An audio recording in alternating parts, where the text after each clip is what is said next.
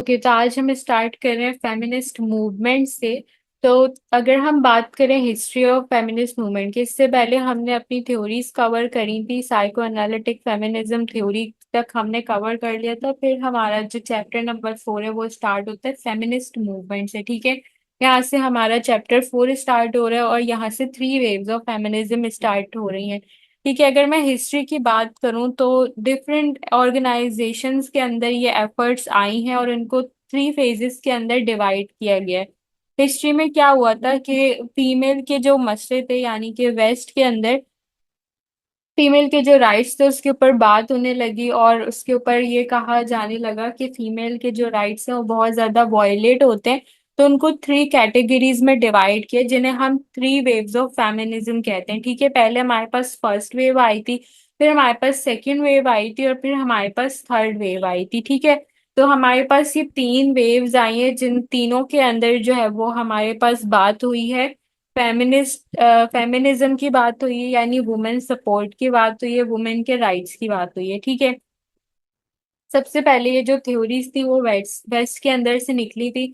फिर आहिस्ता आहिस्ता जब लोगों के अंदर अवेयरनेस क्रिएट हुई तो वो इससे as a wave of feminism, wave क्या होती है, एक जो अचानक से चेंज की कोई बात कर रहा होता है, अचानक से एक ये नहीं कि आ जाती है समंदर की, हम कहते हैं ना कि वेव आ गई है, समंदर की एक लहर टाइप आ गई है।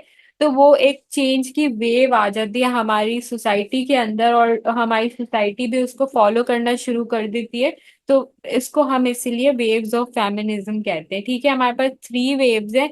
इसको याद इस तरह से करना है। फर्स्ट वेव को जो है वो हम सफरेज मूवमेंट भी कहते हैं। ठीक है, इसका अगर क्वेश्चन इस तरह से आए कि सफरेज मूवमेंट बताएं तो फिर हम उसको इसी वेव की बात करेंगे। ठीक है, और सेकेंड वेव और थर्ड वेव के अंदर भी हमारे पास वुमेन राइट्स की ही बात होती है। ठीक है, फर्स्ट वेव हमारे पास सफरेज मूवमेंट जो है वो 19th में आई थी या अर्ली 20th सेंचुरी, यानी 20th सेंचुरी से थोड़ा पहले आई थी। इसने जो है वो फोकस किया था लीगल राइट्स के ऊपर। ठीक है, ये जो है वो यूके, कनाडा और यूनाइटेड स्टेट के अंदर निकली थी। उसके बाद जो है वो आहिस्ता आहिस्ता फैल के दूसरी जगहों पे भी आना शुरू हो गई। ठीक है, इसको अगर हम डिटेल में पढ़ें तो जब वुमेन के साथ अनफेयर ट्रीटमेंट हो रही थी, यानी वुमेन के साथ अच्छा सलूक नहीं हो रहा था और उनको ऑल एस्पेक्ट ऑफ लाइफ के अंदर बुरी तरह से ट्रीट किए जा रहे थे, यानी उनके राइट्स वायलेट किए जा रहे थे, तो सफरेज मूवमेंट ने इक्वल पॉलिटिकल और लीगल राइट्स के ऊपर बात करी थी। ठीक है, इसके अंदर पहले हमारे पास सेनेका फॉल कन्वेंशन भी आ जाता है जो कि 1848 में हुआ था। उसके अंदर बेसिकली हुआ क्या था कि 1848 के अंदर 300 मैन और वुमेन जो है वो गैदर हुए थे न्यूयॉर्क के अंदर। ठीक है, उन्होंने डिस्कस किए थे सिविल और पॉलिटिकल राइट्स वुमेन के बारे में।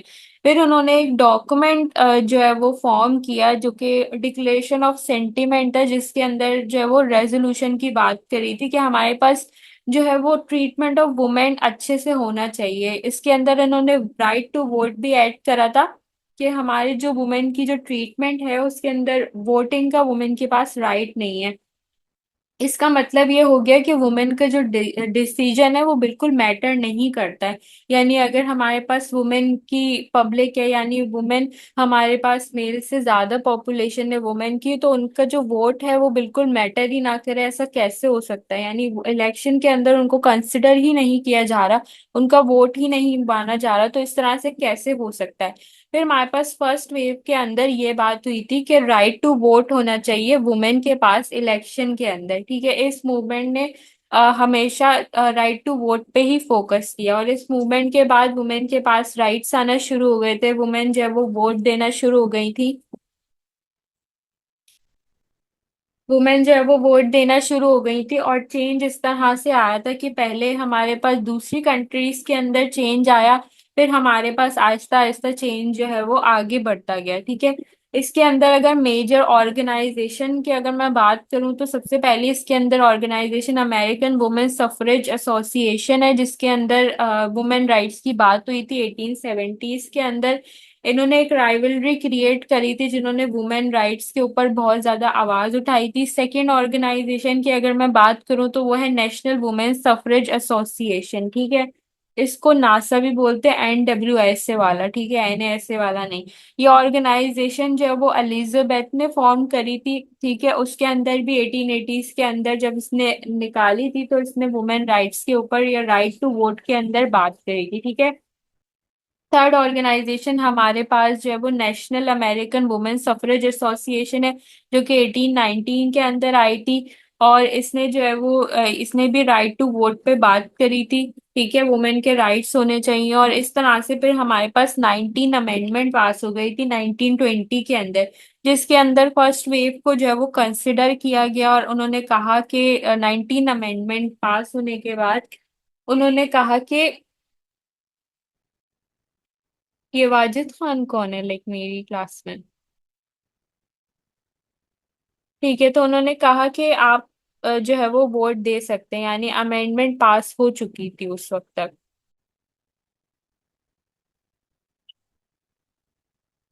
ठीक है, अब फर्स्ट वेव जो है वो हम कंप्लीट कर चुके हैं, ये हमारे पास लेट आए हैं तो अब हम कुछ नहीं कर सकते। ठीक है, अब हमारे पास आती है second wave of feminism. Second wave of feminism हमारे पास क्या बोलती है, ये भी हमारे पास तीन ऑब्जेक्टिव्स की बात करती है, यानी पॉलिटिकल राइट्स, इकोनॉमिक राइट्स और सेक्सुअल फ्रीडम, ठीक है। इसके तीन ऑब्जेक्टिव है। सेकेंड वेव ऑफ फेमिनिज्म जो है वो 1960s के अंदर आई थी, यानी अर्ली 1970s के अंदर यूरोप और न्यू अमेरिका के अंदर आ चुकी थी, ठीक है।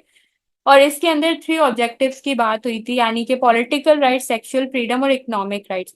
इसने क्यों इस पे बात करी थी, इसका जो रीजन है, इसकी अगर हम बैकग्राउंड हिस्ट्री के अंदर जाएं तो पॉलिटिकल राइट्स के अंदर अगर हम बात करें तो पहले वुमेन के पास कोई भी पॉलिटिकल राइट्स नहीं हुआ करते थे। जैसे जब फर्स्ट वेव ऑफ फेमिनिज्म हमारे पास आई थी तो उसने राइट टू वोट की बात करी थी, क्योंकि वुमेन के पास इतने भी राइट्स नहीं थे कि वो वोट दे सकें।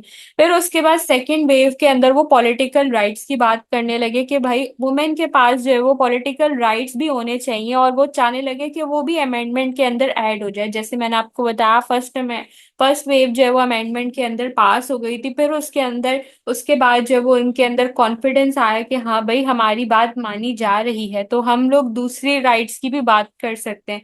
तो पॉलिटिकल राइट्स को वो चाह रहे थे कि वो अमेंडमेंट के अंदर ऐड करें, क्योंकि वुमेन जो है वो पॉलिटिक्स के अंदर होनी जरूरी है। और वुमेन अगर वोट दे सकती हैं तो वो पॉलिटिकल पार्टी भी चला सकती हैं। तो सेकेंड वेव के अंदर उन्होंने पहले ये बात करी थी। सेकेंड, फिर उन्होंने इकोनॉमिक राइट्स की बात करी थी।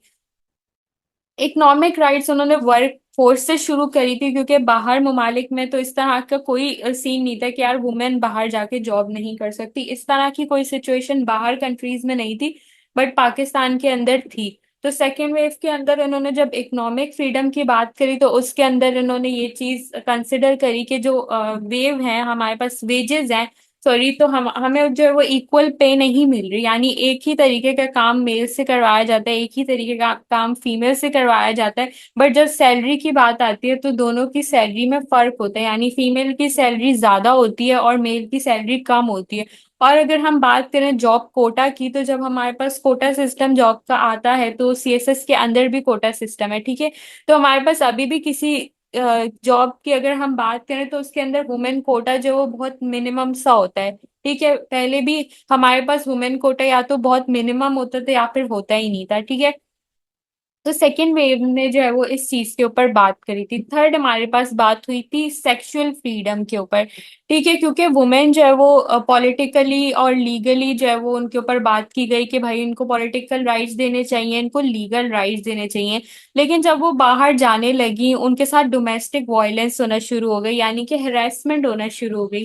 जैसे अभी आपने देखा था, लाइक रिसेंट केस मोमिता वाला केस था, उसको भी हम यहाँ पे कोट कर सकते हैं, क्योंकि मैंने आपको बताया कि यहाँ पे कोई भी मूवी, कोई भी रियल किस्सा या केस स्टडी यहाँ पे कोट किया जा सकता है, ठीक है। तो आप उसको कोट कर सकते हो, और कोट आपने सिर्फ इस तरह से नहीं करना है कि भाई एग्जाम्पल में आपने लिख दिया कि मोमिता केस, और इस तरह से थोड़ा सा आपने दो तीन लाइनों में जो है वो केस स्टडी करके उसकी हेडिंग डालनी है कि भाई उसके साथ इस तरह से वर्क प्लेस के अंदर वो इस तरह से उसके साथ हुआ था। तो इस तरह करके आप उसको एज एन एग्जाम्पल यूज कर सकते हैं, ठीक है। सेक्सुअल फ्रीडम की बात की गई थी इसके अंदर कि वुमेन के साथ जो है वो हिरासमेंट केसेस सामने आ रहे हैं, कि वो वर्क प्लेस में जाती हैं तो लोग उनको हिरास करना शुरू हो जाते हैं, ठीक है।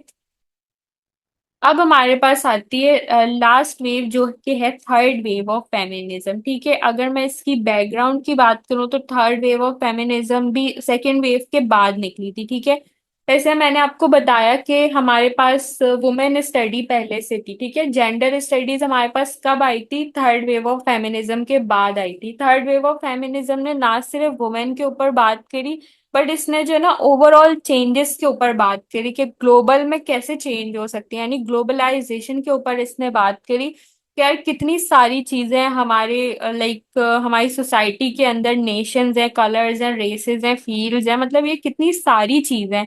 और हम सिर्फ फीमेल के ऊपर फोकस नहीं कर सकते, हमें सोशल कंस्ट्रक्शन ऑफ जेंडर के ऊपर फोकस करना चाहिए।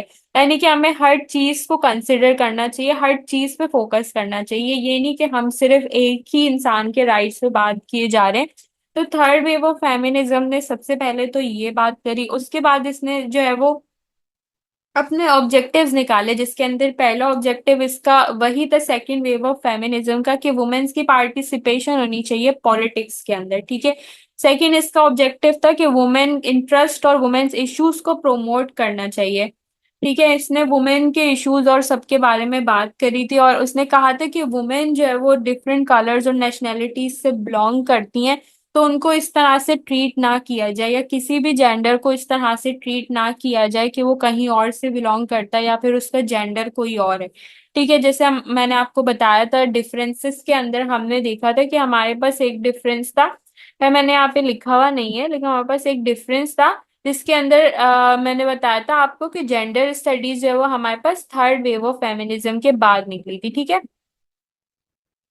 उसके बाद इस मूवमेंट ने जब अपने ऑब्जेक्टिव्स बताए, तो इसके अंदर एक और मूवमेंट चली थी थर्ड वेव के अंदर, जिसको हम मी टू मूवमेंट भी कहते हैं, जो कि 2006 के अंदर चली थी।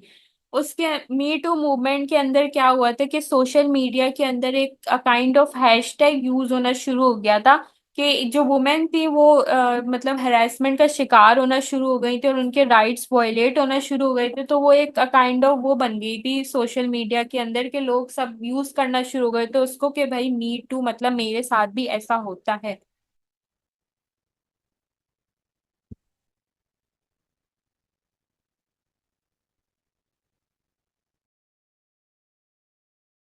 ओके, तो हम क्या बात कर रहे थे थर्ड वेव ऑफ फेमिनिज्म की, और इन्फ्लुएंस क्या है थर्ड वेव ऑफ फेमिनिज्म का? अगर पाकिस्तान मूवमेंट की इसके इन्फ्लुएंस की बात करें हम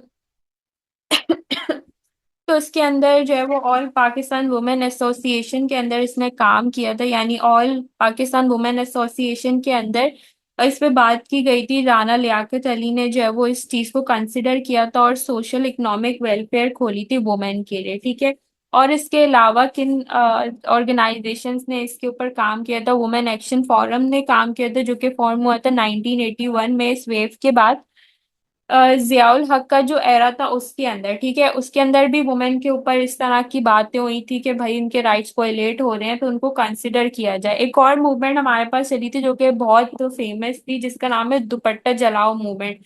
वो एक्चुअली जो है ना ब्रा बर्निंग मूवमेंट से स्टार्ट हुई थी, जो कि वेस्ट में स्टार्ट हुई थी, क्योंकि हम जो है वो पाकिस्तानी सोसाइटी के अंदर रहते हैं, तो ऑब्वियसली हम इस तरह से चीजें नहीं जला सकते।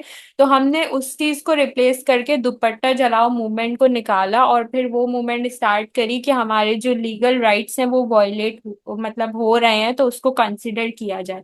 ठीक है, इसमें कोई क्वेश्चन है किसी का? तो प्लीज जल्दी से पूछ लो।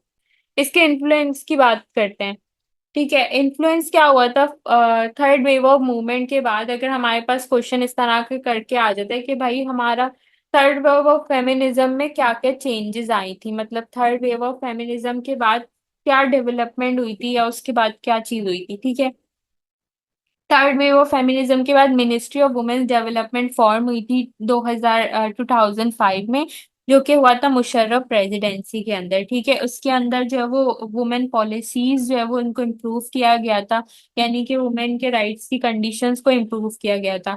सेकंड जो है वो हमारे पास चेंज आया था protection of women from sexual harassment work place में, बिल पास हुआ था 2010 के अंदर, जिसके अंदर कहा गया था कि प्रोटेक्शन का ख्याल रखा जाए, वर्क प्लेस के अंदर हरेसमेंट नहीं होनी चाहिए वुमेन की, बिल पास किया गया था 2010 में, ठीक है। एंटी रैप बिल पास किया था और anti domestic violence bill pass किया था 2006 के अंदर, जिसके अंदर कहा गया था कि कोई भी डोमेस्टिक वायलेंस जो है वुमेन के साथ नहीं होना चाहिए। टाइप्स ऑफ वायलेंस हम आगे पढ़ेंगे, तो इसमें कंफ्यूज होने की जरूरत नहीं कि डोमेस्टिक वायलेंस क्या चीज है, ठीक है।